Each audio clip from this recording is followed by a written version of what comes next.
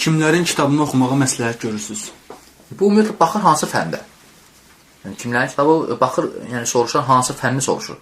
Məsələn, yəni fənlər çoxdur. Məsələn, yəni təfsir soruşursa, İbn Kəsirin təfsiri məsləhətlidir.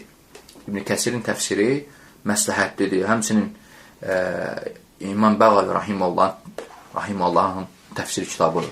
Həmçinin Muhammed Əmin Şinqitinin, həmçinin Səadinin təfsir kitablarını oxumaq gözəldir. Və ya misal üçün ümumi din haqqında soruşursa, yəni əgər əxlaq və ya ümumiyyətlə qəlbin rahatlaşması, buna deyirlər rəqaiq, yəni haqqında kitab oxumaq istəyirsə, Riyad-ı Salihini oxusun. Riyad-ı Salihin gözəl kitabdır, İmam Nəvavinin rahimehullahın.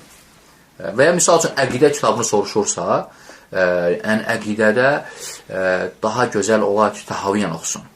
Təhavinin əqidəsini xüsusən də Əbul-İzin şərhinlə, İbn Əbul-İz rahimehullahın şərhinlə oxusa gözəldir.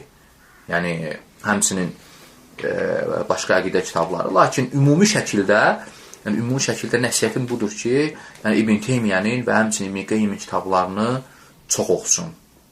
Yəni, hər birimiz çalışmalıyıq ki, İbn Teymiyyəni və həmçinin İbn Qeyyimin kitablarını çox oxusun, qardaşlar. Bu iki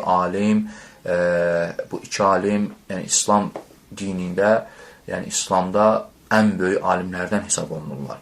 Yəni Allah Təbaraka və Teala bu iki alimi fərqləndirmişdir çox xüsusiyyətləri ilə.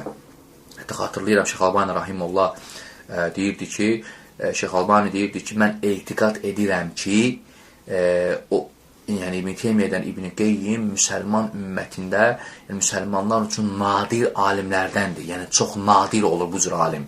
Albani buna etiqad edirdi.